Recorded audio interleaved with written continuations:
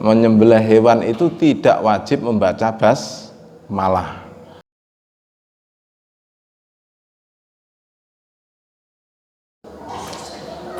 Assalamualaikum warahmatullahi wabarakatuh.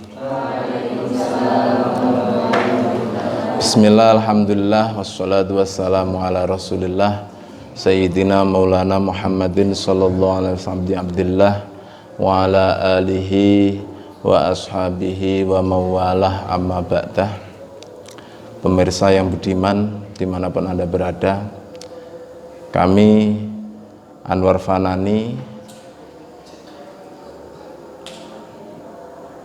penyuluh agama Islam Kecamatan Gandusari dalam bidang produk halal, akan mensosialisasikan bagaimana cara menyembelih hewan yang baik dan benar menurut syariat agama Islam. Baik dalam arti dalam sisi etikanya harus baik, benar dalam sisi hukumnya harus benar sesuai syariat, sehingga hasil sembelihannya nanti akan halalan thayyiban. Yang pertama, hewan dihadapkan dulu ke arah kiblat. Jadi bukan yang menyembelih, tapi yang diarahkan, dihadapkan ke kiblat itu adalah hewan yang akan disembelih.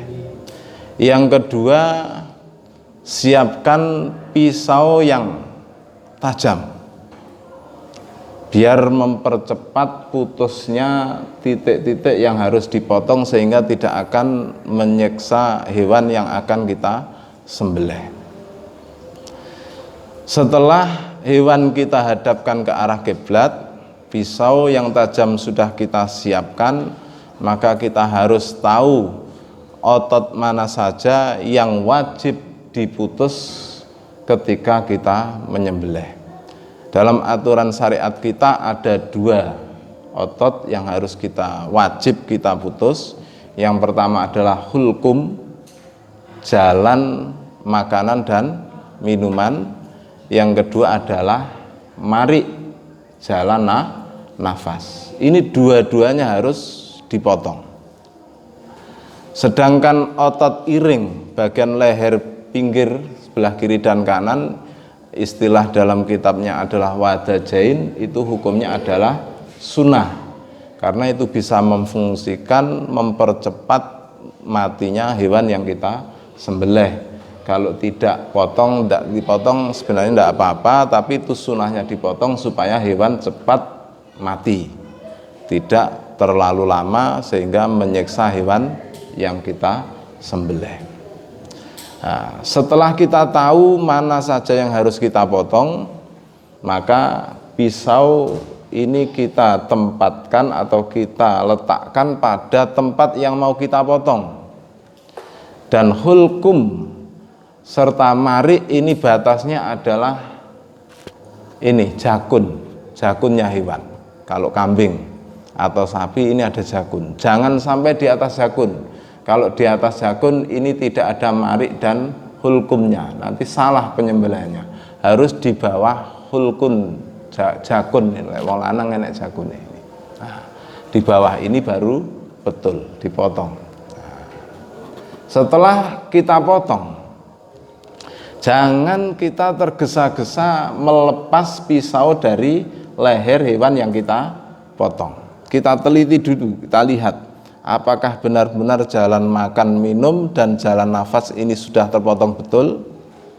Kalau sudah positif, sudah terpotong, baru pisau kita lepas, tidak apa-apa. Tapi kalau sebelum kita teliti, kita lepas, ternyata ada hulkum atau marik yang belum terpotong, kita kembalikan lagi, maka sembelihannya tidak sah dan hewan itu akan menjadi bangkai dan mubazir, akan dibuang. Itu cara menyembelih yang baik dan benar, baik secara etika, tidak menyakiti hewan, melebihi batas menyembelih, benar secara hukum syar'i, karena dua jalan makan dan jalan nafas ini sudah terpotong, maka sembelihannya sah. Dan perlu kita ingat, dalam madhab Imam Syafi'i, menyembelih hewan itu tidak wajib membaca basmalah. Yang wajib menyebabkan sah, penyembelihnya harus muslim, tidak harus laki-laki, perempuan pun juga boleh menyembelih asalkan muslim. Membaca basmalah menurut madhab Imam Syafi'i hukumnya adalah sunnah. Baca bismillah, sholawat, kemudian takbir, itu hukumnya adalah sunnah. Kemudian sering kita tahu atau mendengar ketika menyembelih kambing itu baunya ada bau anyir tidak sedap. Itu juga ada kiat-kiat yang harus dipahami mengenai cara penyembelihan itu. Kalau kita ingin daging kambing itu tidak berbau, maka cara menyembelihnya pada saat nafasnya kambing ini keluar. Jangan pada saat nafasnya kambing masuk. Pas nafas keluar, ini baru kita potong. Insya Allah nanti dagingnya tidak berbau. Terus itu apa tidak sulit, Pak? Yaitu perlu percobaan. Jadi sekali, dua kali, mungkin sekali ini belum cerdas karena pengalaman masih satu kali, nanti dua kali, ketika seperti ini tanda-tandanya nafasnya keluar, baru kita potong. Nah, itulah cara penyembelihan yang baik, beretika dan benar menurut syara. Demikianlah yang bisa kami sampaikan, semoga bisa bermanfaat. Ada kekhilafan, kekurangan, mohon maaf. Wassalamualaikum warahmatullahi wabarakatuh.